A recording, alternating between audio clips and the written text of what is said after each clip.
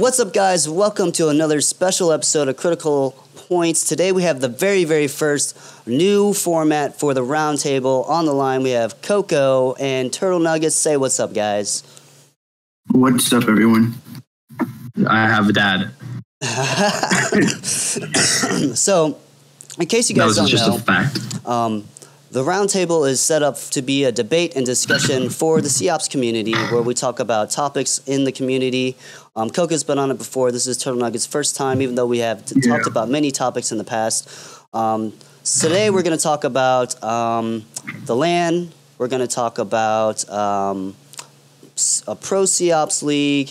And the first topic we're going to talk about is a controversial topic. It's the ban with Kam and GS. And first, we're going to take it to Coco. Tell us your thoughts and your opinions on the situation, how it panned out, and what do you think could have been done differently, or do you agree with the situation? Well, for me, I do agree with the situation. That's just because of, I guess, the time I've been around organizations. You know, obviously, if you know my past, I've been in Infinity Forge for a while, and I've been helped learning stuff regarding, you know, the esports side of things, how things should be run, as well as I've done my own research on my own time regarding other organizers like, you know, Team Liquid CEO. I've seen from articles to interviews that other big CEOs for other organizations do on how you run an org and leadership and things involved in there. So, you know, on my thoughts, you know, obviously the one thing people I feel aren't really understanding is they understand the first part, which is why he was banned for the first 5 months regarding the contract, right? Mm-hmm. But a lot of people have been saying that the other 5 months regarding toxicity shouldn't have been placed. Now, the one thing I would say on this situation, on that part, is I still agree with the fact that he got banned another 5 months due to toxicity, and a lot of people may argue about what is toxic and what is not. But after I saw Kam's video that he uploaded regarding why he left GS, he, I believe, not publicly in the video, but I believe there was a few things that he wasn't allowed to say, which I believe were in the contract. Correct. And he did it more out of anger and out of the fact that he didn't like what GS was doing. So you could take it as if he was throwing a fit and he pretty much put out stuff that he wasn't supposed to be. He wasn't supposed to say out to other people because it's in the contract or whatever. So in that case, you know, you can see it as toxic because he's doing it out of something that he didn't like, pretty much. So it's like pretty much when a kid goes to the store and his mom doesn't buy him what he wants, you know, he throws a fit. So you can see it as the same situation where he didn't like what GS was doing. So therefore, he created this video. He released a few things he wasn't supposed to release. And you can see that as toxic. Okay. Let's go to Nuggets on the situation. All right. Basically, I agree with you a lot, Coco, on that. I just have to say, like, I just think it was a bad wording of it. Like, they shouldn't have said toxicity. They should have said, oh, and he broke this other part of his contract, and we're going to add another 5 months because there's 2 parts of his contract he broke. That would have been much better. People would question it less because it's 2 parts of the contract that he signed, which he also forged. Yeah, that brings up another point to me with contracts. So through the research that I've done, and this doesn't obviously take away from the fact that what he said and all that stuff. I personally agree with the 5-month ban. But as far as the contractual issues go, through esports lawyers that I talked to and other lawyers that I've spoken to, they've said that if a contract is forged by a minor, that makes the contract void. There is no contract whatsoever. It does make it void, indeed. And therefore, I mean, I could be wrong on this, but does that mean that there's nothing that GS could do for that situation? And obviously, this is a new legally. Yes, and obviously, this is a new statute that we haven't crossed before. But they got memed. Well, the thing is about that is also if you look at J7's contract, that was also probably forged. Now, one thing that people need to take into consideration is most of these kids aren't telling their families about these contracts. Let's be honest. They're playing this game. Oh, for me, I would like tell my parents all the time. I'd win a game. I would win a GB tournament in COD, and like every single one. I could win 3 days in a row, and I would go tell my mom every single time. I'd call her while she was at work, like, "Hey, I just won $350 playing Call of Duty. Like, why did you tell me to get off last night again?" Yeah, exactly. But most of the kids aren't saying that. So when perfect example is the LAN. I guess it's for me because like sports was such a big thing in my family that they always looked at every achievement as an achievement, not just like something I did in a video game. They're like, "Oh, look, you made money. Even though you're a minor, you're allowed to make money on this." That's crazy. Absolutely, and that's a big thing. Is you're a minor, but you can still make money. So when the first LAN was announced, notice how hard it was for players to get approval to go to this LAN, because they're all of a sudden telling their families about, "Oh, well, by the way, I play this game on my phone. This is what I've been doing. I get to go to this LAN." Now, granted, they are 16. They're young. I get where their parents are coming from. But if you're not conveying that information that, hey, I'm under this contract with this org, like, it's new information to the families as well. And I'm not saying that GS is doing things wrong by any standards, but I just wanted to bring that kind of thing to light. So in the future, what do you guys think contract-wise? Like Coco, perfect example. You're in Infinity Forge. Do you guys offer contracts for your teams?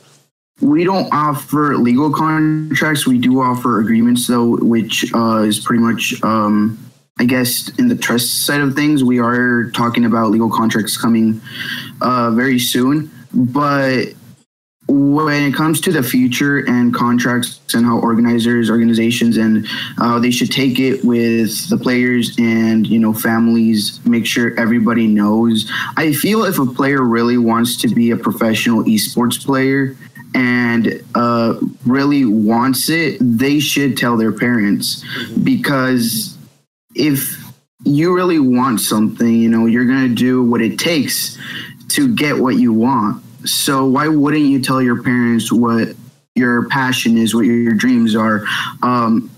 Like, I don't see anything wrong, you know, telling them. I understand, you know, there's those parents that don't like the fact that their kids are playing games. But another thing people have to realize is this is the world we live in today. Esports is now a thing, you know. It's an actual career you could get into. Even colleges are offering esports, you know. And that's something that I feel parents aren't used to, because, you know, they didn't have this technology when they grew up. And that's something for us as kids and teens, you know, to be able to update our parents and let them know, yo, this is what's going on. Turtle Nuggets, do you have firsthand experience on this stuff with as far as telling your family about, you know, hey, I play games? What kind of suggestions do you have for these players coming up? This is what I was waiting for. Look, guys, this is your issue. You're approaching it wrong. Just straight up. Like, these people are approaching it wrong. Their parents don't understand it, but there are tons of other games. Like, okay, like, I'm followed by a few people that are in the COD, that are COD pros. Like, I'm followed by like Exotic, who played for Cloud9 last year, followed by a couple other people as well. And just like, I've had these guys, like, I had Nate Shot on my friends list on Xbox. Like, because I played in a game with Des Bryant, the NFL player, to promote a movie, because I got picked by MLG randomly on Twitter. I still, to this day, don't know why they picked me. Like, I'm just on that. It's on YouTube and everything, and it's just a random thing that I did one day because I played Call of Duty competitively. Like, I had a good record on game battles and everything, but like, I didn't show my parents my records. I would just tell them what my team was ranked on the North American ladder and stuff like that. And then I would tell them about how we played all these people and who these people were. But I would also show them YouTube videos from people who did this professionally and did vlogs of the situations. Okay. And my parents would look at this and they would be amazed, because they would sit there, they're like, okay, there's 6 different venues. Every one of them is completely packed with people, and every one of these venues is competing for $100,000. Absolutely. And they would just be like, what?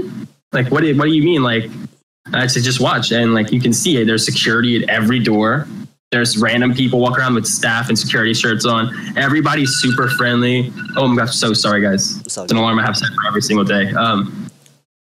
And a lot of these guys that are already pros, they know how to explain it. And like, the best thing I could say is look up like Optic Big Timer way back. This is an old video, but he did a good job. And it's like, I think it's like explaining land to parents or something like that. He does explain it's a slightly satirical video, and you can watch a few different videos. He'll tell you what, like, you know, he does other videos where he tells you what to be ready for at a land too. It's like he gives a bunch of good advice on that situation. And I remember watching that back in like 2014 when I was getting ready to go to MLG Dallas for my first LAN event. That was like a major one at least, and I ended up not being able to go because of like a bunch of medical stuff that happened in my family. But that wasn't really like a big deal to me. Right. So yeah, I don't know. It's just like So you think the approach needs to be done? The education. Yeah, the approach is educate them. Don't like just like I've seen so many people like, hey, by the way, this team's gonna be paying for me to go out to Las Vegas soon. I'm gonna be going. Like, just to let you know, like I'm gonna be going in the next 2 weeks. Yeah, like that. You're 16. What are you talking about? I just fucking made you a peanut butter and jelly sandwich last night. What do you mean? Yeah, well, you don't even make your own dinner.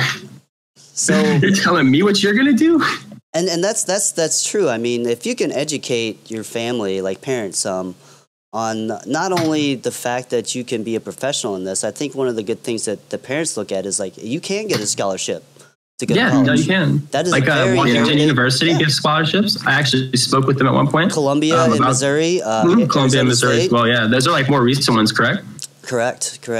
So yeah, Washington University's had a WGUW or some crazy like acronym for a long time. They have a bunch of people who are like streamers, or like they have like I think they have a League of Legends and a Dota team. Correct. So like they're getting into that stuff. Colleges have Counter-Strike teams now, some of them. And in college, man, they have the best internet. So. Oh yeah, and they let you get they let you get those direct lines. You know, you're hardwired. Oh, dude, that must be awesome. You get the free gig. You get streaming, all that fun stuff. Well, for me, I actually get my internet for $35 a month. Oh. Because this guy we like helped out who lived with us. He lives with us right now, actually, to be honest. But like, I don't want to like give out too much of his personal stuff. But he's going through a hard time. He works at AT&T, and he's able to give us a deal where we get direct TV and our internet for $35 a month. Nice. And free HBO.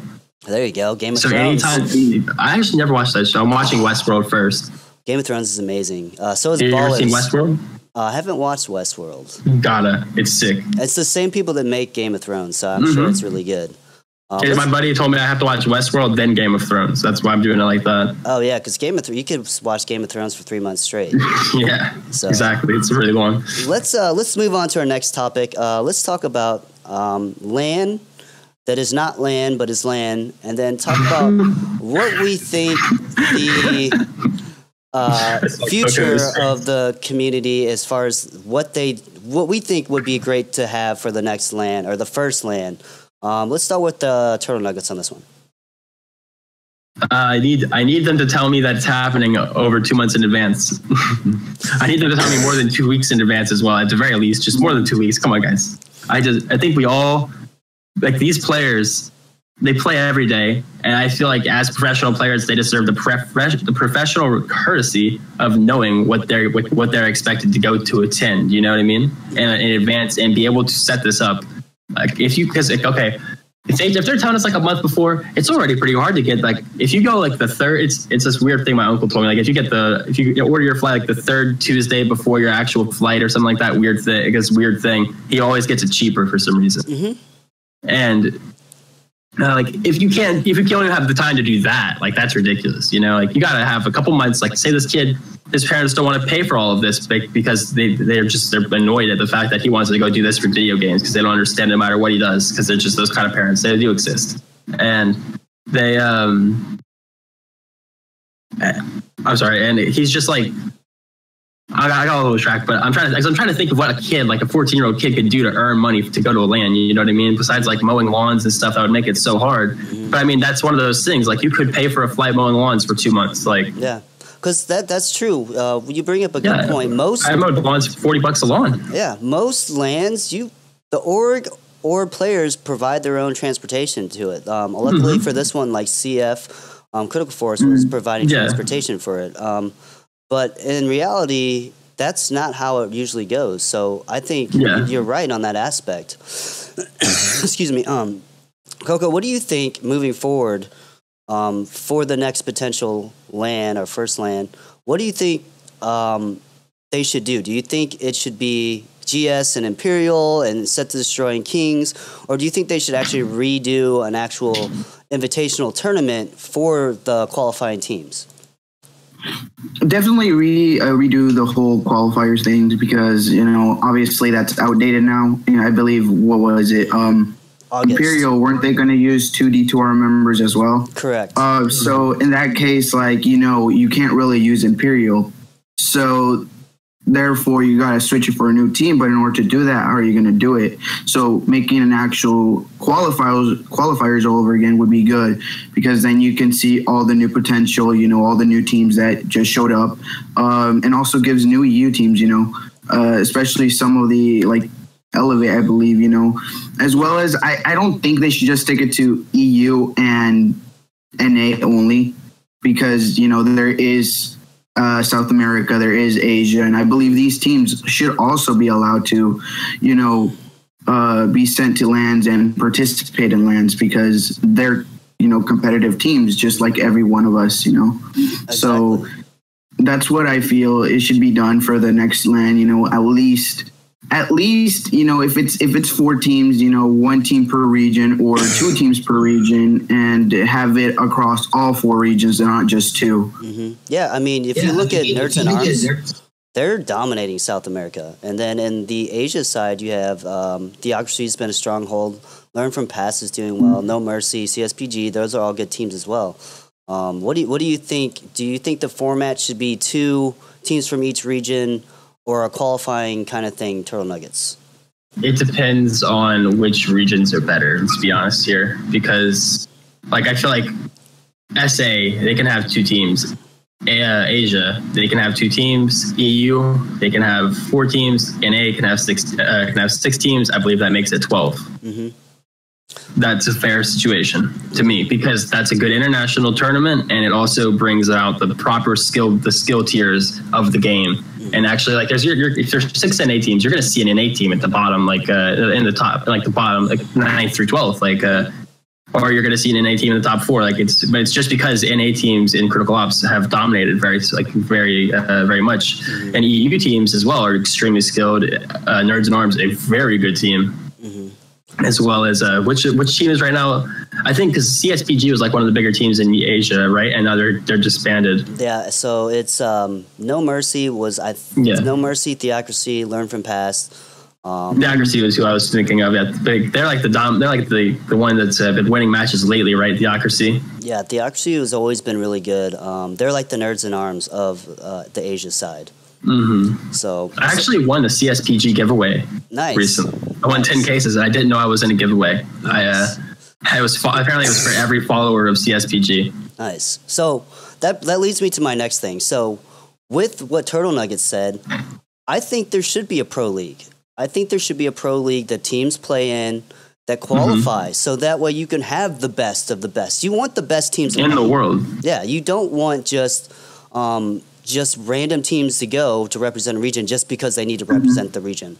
Exactly. I think there should be some sort of a season and playoff to get to, very similar to how like Valiant does their World Cup and stuff, but set differently, different standards, different statutes for just the pro teams in Critical Ops, and a roster lock for sure. Absolutely, a roster lock, and that's to say, like, if more orgs join and other orgs don't join, that is what it is. But that also means the online league itself, in and of itself, it alone would have to have a cash prize at the very end instead of like an every week thing like they did with ESO, because it would be an at the end thing like $2,500 or something like that. Let's lowball it, and then the LAN is like 10,000 or 15,000. Absolutely. So they have that, and that's like, you have to have a contractual agreement for that entire league. Like, you have to, if one of your players can't record, you're disqualified from this match. Like, they have to have those kind of things. If one of your players gets in a glitch, it can be the match can be, what is it? I forget what the word is, but like they can bring it up to the devs or staff of the tournament, and you can just dispute. That's the word. Thank you. I should know that from all the game battles disputes. But yeah, they dispute that, and then it can be appealed, or it can actually take place where it's like, okay, this guy was actually in an unfair position where they couldn't see him, and it's like a glitch in the game, so we're going to take away this win. Or they do a situation, I guess, maybe, where they did what they did with the CS situation with, remember when Olaf Meister got on top of people and was sniping over the walls? That's actually the stack. Yeah, the stack, the 3-player stack was awesome though. But Olaf and his team, Fnatic, I believe it was at that time, even then. Like they decided to take the loss just to be fair. Because it was something that hadn't been done before. So yeah, it was so. But it was, to me, like it was just so innovational. Like they should have waited. They really innovative. Yes, thank you. They should have had that win. But I respect them as well for not taking it. Coco, your thoughts? Definitely have a pro league, you know, that gives obviously more teams a chance. If it's longer than just, you know, how Alliance runs their seasons, you know, that actually it motivates teams not only to stay together because, you know, there's a roster lock, but it also I guess it shows new organizations that, you know, may want to come in. Oh, there's a league, you know, there's seasons. And I know there is pretty much organizations that, you know, the contracts are based on seasons, or, you know, pretty much that allows organizations as well to do that. And knowing that there's roster locks, they know that their players that they pick up are going to always stay together, and there's not going to be issues of clan hoppers or people just leaving. You know, there's going to be actual rules and regulations set, and I feel that's a very good thing. So, you know, it might help the community out. It might help it bring new organizations in as well. You know, at the same time, it helps, you know, the new teams out and even the current good teams. You know, it just, in general, I think it's a good thing. I think, yeah, you brought up a good point. It brings some solidity, if that's a word, and also for the players in the comp scene, it gives them motivation. It keeps that drive and hunger alive because now they have the opportunity to see, oh, my team needs to get into this pro league. Because then, like you said, it brings more orgs into the game. It brings stability. And then that brings, like you talked about clans, multiple clans and clan hopping and all that. One of the things I wanted to talk about was Gangstars and Most Wanted. And I have nothing against those guys. I have friends in both of those teams. But with CF having the rule 1 team per org and 1 roster per tournament kind of thing, do you think that kind of makes a gray area in what they're doing? Because they have, granted, the players that are playing for GS aren't the ones running the team for Most Wanted, but they have manager staff that are running it, and players from Most Wanted are also then getting fed into GS. Do you think this creates some sort of monopoly in the game? We'll start with Turtle on this one. All right, so I mean, we discussed this a little bit before we started recording, and you know what I stated was, or what we brought up was also how they have the casual player side as well for Gangstars. And the way I see it is, like, as long as Most Wanted is only owned by a player, and the player owning the team doesn't break Gangstars' contract, then it should be okay. Because, like, with CFE's whole situation, I just feel like you should be allowed to own your own organization if you're a player still, you know, like in other scenes, many other scenes, like I've seen pro Dota players own another pro org. I've seen pro COD players. I've seen pro Halo players. I could actually only see 1 pro Halo player do it, but I've seen a couple of people in other, you know, in other scenes do it. And it's just something that it's like, it typically is in either the gray area, or you ask your org if that's cool with them, and they just, you know, they don't really care as long as it doesn't associate with them and doesn't conflict sponsor wise, that you're like receiving money from people that directly compete with who you're also sponsored by. I agree. Then it should be okay. But one thing I was thinking about earlier, I wanted to touch on really fast, was with contracts being seasonal, like Coco was talking about. The reason that contracts are usually seasonal in that manner is because once players start getting money and like start getting a salary, or like just monthly payments in general, they don't want to have to pay these guys for like the month and a half they're sitting on their butt playing small tournaments, and they're barely, like, they're giving them 5 or 15% of the what they make on a small tournament. So that's one big thing for them, and they don't want to waste that money on people who are going to be sitting around. I mean, I don't feel like it's that much of a waste, but it happens in other games as well. Like whenever there's a new Halo, a bunch of teams will get dropped from their organization, or like the organization will pull out of the game completely until the next game comes out, and that's solely because the next, like, there's no major LAN events for 2 or 3 months until the next Halo or the next Call of Duty. Those kind of games that come out every year. So that's a big thing with seasonal. And with Critical Ops, the reason that seasonal would happen is because, like, other than the seasons that are actually worth some money, they only have them, like, sometimes there's like a month and a half, 2 month break, just like in between lands of Call of Duty, whenever there's a new game coming out, and that's why you see teams pulling out of that game. Yeah. So, I mean, I don't know. I bring up other games because I watch like all esports entirely. So, Coco, you want to touch on this? On the Gangstars and Most Wanted? Yes. Yeah. So my thoughts on that, I've spoken about this before with other players. You know, the reason I feel Most Wanted is allowed to be run by Scumpy, who's part of, you know, Gangstars, I feel, is because technically he isn't representing Gangstars in Critical Ops. You know, when you see Critical Ops, much Gangstars playing Critical Ops, you don't see Scumpy. You pretty much see, you know, Joker and all these other players. And I feel that's something that maybe his contract allows him to do. The one thing where I would consider it, you know, where it's no, it's if someone like Joker or Elite or someone like that led a different team. And in that case, you know, I feel that wouldn't be allowed.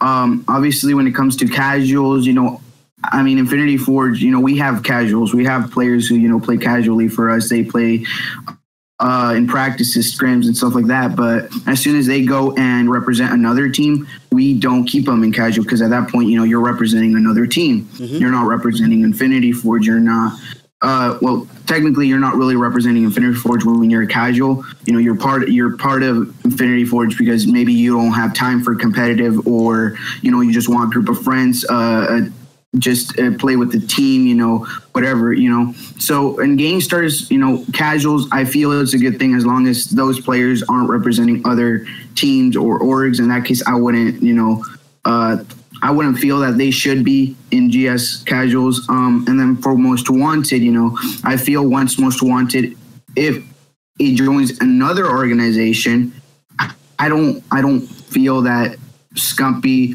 either should have to leave. I feel Scumpy would have to leave Gangstars and go with Most Wanted to whatever organization they join, or he would have to stay with GS, because I don't feel it's correct for him to be in two different organizations. Right now, he's just leading a team, though. Correct. So I feel once Most Wanted would join an organization, I feel he shouldn't be in both. He would have to pick between representing Gangstars or representing whatever org Most Wanted joins. Okay. If I was Scumpy, I would be trying to get the. I would be trying to make that into my own organization. You know, like it wouldn't really be in direct conflict with anything typically in a contract. Because I have read gaming contracts for players. I know like what a lot of stuff's in. What's in a lot of these things, and most of the time they don't talk about like player owning his own team. You know, like when I talked with Set to Destroy a little bit about being a streamer for them, I asked them like, okay, well, would this be an issue? And I mean, obviously, the first thing they said was streamers don't get contracted with us, so that was funny to hear. But when I asked him, I was like, well, if this was a situation like that, could you like give me some light on how that would be? And he said, no, that wouldn't be an issue because you're only like, with us, you would only be affiliated mobily, and publicly you would be or like with them you would be affiliated on a console, because like I do like manage an esports team that is a Call of Duty team. Okay. That I've told you about that before, Legacy, I think. Yeah, like they actually ended up being like 98 and like 4 or something like that at the end of their season. Yeah. At the end of like IW, before the 3 people that are on there right now, before they all uninstalled the game at the same time to go play other video games. Yeah. They all hated Infinite Warfare. Wow. So I agree with you guys on that. It was just an issue that, not an issue, but a topic that I thought was different. I haven't seen something like that in the community, and some people had asked me about it. I think I agree with Nuggets on this. I think if Scumpy and Coco, if Scumpy gets an opportunity to run this team, I think he should actually literally, figuratively run with it, because that's a great opportunity for him. Now, a big thing with organizations, if you don't mind me just saying one thing real quick. Yeah, go ahead. Yeah, a big thing with organizations is you run your organization and you lose money on it usually because it's very stressful. Like, you know, you have to pay a lot of money if you're paying for these players to go out or anything like that. Like with you owning D2R, like eventually, you know, it's going to be a lot of money if Critical Ops grows, or if you're like, you know, your other teams pick up because your Call of Duty team. I mean, when they go to their local lands, they always plays pretty well. I'm seeing. So, you know, I could definitely see them getting like top 24 or something like that in a major event. And after that happens, oh my God, my screen went black. After that happens, I could definitely see like, you know, like it's about $300,000 to spend if you like calculate 4 players plus yourself, like, and that's also dividing it like by, or I mean, multiplying it by how many events there are in a year. And plus it's like by different organizers and stuff like that. It's a lot of money. It's like $200,000 or something like that to send teams all year round. And on the hope that they place well. That's another thing. Exactly. That's like and if they don't, you still have to hope that these sponsors want to keep with you. And like in the first place, you have to get those sponsors. It's just like a monstrously big challenge to get those sponsors. A lot of people don't realize that it's true. It does take a lot of money and investment to run an org, and it's about like building it to where you can sell it in 10 years or something like that, if that's what happened, if it comes to that, because like, and then they have this thing where you can advertise it as, hey, you could make so much money from this. You just have to get the right team. And then someone would want to buy that for a few $100,000, like $500,000. And like 10 years from now, esports is going to be so big. We don't know how much money is we're going to be talking if someone wants to buy a team. It's about to be a $1 billion industry within Forbes statistics. And then the mobile side, actually, people don't realize is 45% of that. Exactly. That industry. So the industry is growing rapidly. You see big celebrities joining. Recently, you saw Marshawn Lynch and J-Lo put money in towards Energy Esports for their funding. Obviously, Shaq and all them are. T-Pain is with some kind of a gamer's energy drink thing too. Absolutely, I saw that advertisement. That made me laugh a little bit. Yeah. You got a movie with Will Ferrell coming out within the next year or so. I mean, so in North America, it's about to blow up. So to be they have a show on TBS too. Actually, I don't know if you know that. E-League is out as well. So and then I just saw that ESL is going to be doing a Hulu show with 3 different kinds of shows as well. So I mean, it's gonna be wild. We're in the right market, right demographic, and I think things are gonna go well for hopefully the mobile scene. I'm trying to think how that show's gonna be. Yeah, it'll be interesting. The real DMs of esports e-girls. Yeah, exactly. So last thing what really went down? What really went down? The last thing I want to talk about is earlier this week I released my power rankings for global rankings based on major wins in tournaments. And at number 1, I had GS, then Team Elevate, then Nerds in Arms, then Kings Clan, and then D2R. And my judgments on this were based upon the last few months of tournaments and then up to now. So a lot of people argued with the fact that Elevate should be number 1. And this is why I don't think Elevate should be number 1 and GS is number 1, because GS probably has like 3 out of the last 4 majors they've won. They only took the 1 loss in Valiance, whereas Elevate's only won 1 major and they've won 3 minors. Nerds in Arms just won a major. Kings won a major with mobile esports, and D2R has been the 3 finals in the last 4 months. So that's why I put them there. Do you guys agree or disagree? No, I agree with that fully. Start with Nuggets. Yeah, I agree too. Yeah, honestly, I don't even know how much we could really talk about that, because I completely agree with you in that situation. Yeah, the players on Elevate are good players, but you have to compare like the statistics of what these other players have been doing under the teams they've been on. Yeah, a lot of people are like, well, D2R is better than this, or Kings is better than this. I'm like, that's true. They may be better, but they haven't won. That's the thing, is winning. At the bottom line, it's at the end of the day, it's winning. Yeah, it's all stats, and it's not what people think. Yeah, it's more of just stats, winnings, and losses, etc. That's pretty much all I have, unless you guys want to discuss anything else. No, I believe that is it for me. All right. Oh, were we going to talk about content creators or something? Oh, yeah. Let's talk about content creation and where we think it's going to go. It's going to go. Nuggets, you had mentioned, and actually I've seen a lot of people mention this on YouTube, the monetization is going down and people are losing money. And everybody's asking your boy Turtle, how do they set up their Twitch account? Yeah, so you want to shed some light on that. Let's start with Coco, because Coco, you've been doing a lot of YouTube as well. So tell us about that. Well, YouTube as a platform, a lot of people, use YouTube, obviously, in the critical ops community. I think pretty much every critical ops player has a YouTube channel. So, anybody pretty much in this community has a YouTube channel. And the thing with YouTube, like you said, monetization, the money coming in, there's pretty much no money, especially for us in critical ops. Most of us don't have, hundreds of thousands of subscribers. Mob Crush, on the other hand, we recently saw GS to leave Mob Crush and join Twitch. Correct. That tells us something about Mob Crush right there, that, Mob Crush is also not the way to go. So yeah, in ready general, for that too. Content creation, I feel, is more on the Twitch side right now, because I've seen, for example, Vainglory, another, esports and mobile, their streamers are mainly now in now, and some are, Twitch partnered. So, and then Critical Ops is on there as well. Not many people use it, but, I feel that's the direction we have to go. We actually do have a few Critical Ops people that are partnered. Most people don't know it, but like Bates is partnered now, and Tico, everyone on STX is partnered because STX is sponsored by Twitch. Mm-hmm. Yeah, so pretty much every big person, could potentially, or mainly the people over at Twitch, while you see the smaller content creators over at YouTube. And I feel it's more of because they don't keep up, I guess, with the whole content creation stuff, or they just have a YouTube because everybody else has a YouTube, Yeah. Let's go to Nuggets on this. I actually have a question for you, Nuggets. You are a very, very good streamer. You stream daily usually. For someone like me who has crappy internet, and what can I do to stream using OBS or any kind of platform to get that Turtle Nuggets quality?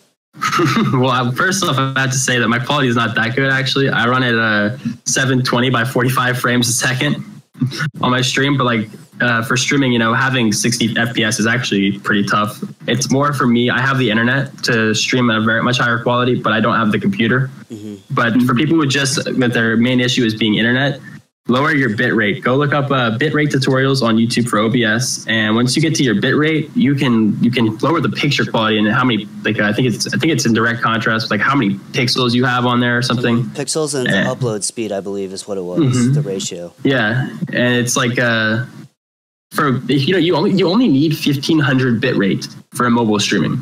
That's just how it works, because lower end devices will always be able to run it. I run my stream at like 2200 bit rate, just because I know that an iPhone 5C can watch me without lag. Mm-hmm. And that's the only reason I do that, just for the mobile guys who have lower end devices. Eventually, once I get a better computer, I will, because I'm saving up for that right now, actually. And like once I get a better computer, I'll be definitely running it up to like 3000 bit rate and stuff like that, even though like people on a super old Android device might have trouble. I'm just going to tell them they need to get on their bad laptop too. Yeah. Because like, I don't know, I really want to upgrade my quality. That's the only thing I feel like I need to upgrade now to stay ahead of the game, is upgrade my quality and get a better overlay than I have now. I want to get another overlay because I've gone through like 4 overlays since I've started streaming in like 5 months. But I also have like let's say 5K followers. I also have like 2K followers in that 5 months, which is kind of like ridiculous for Twitch. Because I know people who have been streaming for a couple of years that just do it for fun, but like in that couple of years, their top viewership is still like 11 viewers. Yeah. And like for me, I've hit, I think it was like 74 or something like that one time. And for a couple of streams, I was getting 50 every time. And then school like universally started for everyone. Mm-hmm. I saw it drop down immediately. Yeah. And I was like, now I have to like get excited if I hit 20 or something like that because of school. Because I'll stream it at noon and it'll be EU people, but NA people who are my main audience can't always watch me. And that just kind of runs into like correlation with the schedule of my girlfriend and a lot of other things, and like a lot of real life stuff I do. I mean, I go like tomorrow I'm going out to a Halloween party. Today I'm going to I'm going to the theater. Nice. I'm going to watch a play. So like I don't know. I go do a lot of stuff, and it's because I have I have to stay active because I have a leg injury. People who don't know, I have a leg injury. I had 15 surgeries and all this stuff. I had muscles removed out of my leg and put it into other parts of it so that I could keep the bottom half of my leg actually. So I have to stay active in my mind. I have to like keep going around, walking around, because even now, if I stand up, if I'm like, say I'm working a regular job, which is why I want to stream a cast, because if I work at a regular job, after standing for an hour, I get leg pain. And then if I just like in general, like I couldn't, like even a cubicle or something like that down where I live, no one wants to hire someone like me in a cubicle. I actually have the education for it. I got a scholarship to a private school back in the day that only accepts one person every 5 years for a scholarship. Wow. For high school. And they gave me a completely full ride. We had iPads and stuff like that. Like the school's actual, when they built the school, it cost $11 million. I remember because they told us the school was $11 million in debt to the person who paid for it. There's like a family who owns a diamond company down here that paid for a lot of the school to be built. And I mean, it's a really good school, but it's about $15,000 a year for tuition, and it goes up after as you get older. But you know, even with that kind of education, people don't want to hire me for like a cubicle job. They see me, I'm 6'4", like I'm almost 6'5", and I'm 180 pounds. So people see me and they're thinking like, okay, well, this guy could lift 2 of me right now. Why don't I just hire him for something else? But if I go do that kind of work, I will be in that kind of, I'll be doing it for about an hour and a half, and I'll be in pain for like the next 6.5 hours, and I'll do it. But then I have to go to the doctor again and get another surgery because I've over exasperated my muscles, and now I have to go get a couple more muscles taken out or something like that. It gets wild stuff because if I use, the muscles are all decaying. I don't know why I'm getting into this so much. You know, let's just drop it. That's all good, man. That's what an open platform and format's all about. But yeah, just like the main, just to wrap it up fast, it's like my muscles deteriorate in my leg, and that's why I use them a lot. And that's why sometimes at night I can't come through with like a double stream on a day because I need to go do stuff for that day instead of just sitting at my setup all day and trying to improve my stream. Because I do go around, like sometimes I'll be on OBS from like 8 a.m. to like 11 a.m. just playing with settings and figuring out what happens because it's so fun. Like I've had YouTube skit video ideas that I still plan to do now. I have like 5 different skits set up. Like I have a very immersive script and everything like that written, and it's just because I want to. Like I had these ideas playing with the effects on OBS to make the picture look different, and I was like, oh, I could do this. I could get someone who knows how to edit to do this kind of effect, and in like the meantime, I could learn how to edit and eventually get to do it myself and do it on this other skit I have planned. And have like all these different things I want to do. But you bring up a good point though. Like one, real life comes first right now, especially for the COPS community. But 2, people don't realize how much work it does take to be a content creator. Like the ideas come in the most random way to do content too. You have to not only film the stuff by screen recording or whatever, but you have to have an idea, and then you also have to edit it. And a lot of people don't realize that the editing process can take the longest. And if you mess up one thing, you can't even use it anymore. And then you've already wasted hours of work on it. And you have to pay so much for like just a freaking software that lets you undo a mistake you did. Yes, exactly. Free softwares won't let you do that. They'll just like, it's like a one take only kind of situation. And that's one of the things that like Elgato is a good thing for, is because they give you their Game Capture HD thing, their program, and for recording gameplay, that's actually really good. You just can't edit in it. And I mean, you know, I'm not going to say pirate Sony Vegas, but I will say Sony Vegas is a little overpriced. I will give you guys this. Most players are students, and the industry standard in editing is 2 things for movies at least, is Final Cut and Adobe Premiere. But Sony Vegas is good for gaming content, I've heard, just in general. Sony Vegas is I believe like the industry standard for gaming content. The reason I mention this though is because if you're a student, you can get the whole Adobe suite for like $30 a month. Oh yeah, as long as you're a college student. As long as you're a student, high school doesn't matter. Oh, it's cool too. That's $30 that you can invest that in the long run can help you out, because the suite itself is like $2,000 to $5,000 to buy them. No, it's like a ridiculous thing for those editing softwares. That's because they use them in like Hollywood and stuff, though. You know, they have so much credibility. And once you get that membership, you can download everything they have through their cloud. And that's the only reason I bring that up, because that's what I use. I use After Effects and Premiere in my editing stuff. So. But I think that's pretty much it, guys. I'm glad that you guys joined the show today. I'd love to do this again next week. And maybe continually have you guys as the regulars for the debates, and maybe develop like a point system, like around the horn, where I give you guys points and then we have a champion of the day. We need to have like a thing that we create. Like one day we're gonna have to do a real one, and we have to have a gimmick. Like, you know, you win this super useless thing, but it's a prize. You have to really try hard for this useless thing. We gotta, whenever they have a land, we'll do that. Cool. We'll like a, I don't know, I'm trying to think. We'll cut up a bunch of cups or something, and you know, we'll make it into a grill, like a bunch of cups with random designs on the grill. Yep. You know, you get this free grill. Nice. Well, thanks for being on the show, guys. Thanks, Coco. Thanks, Turtle Nuggets. Yes, man. And we are saying peace. Later, guys. Thanks for having me again. Hey, guys.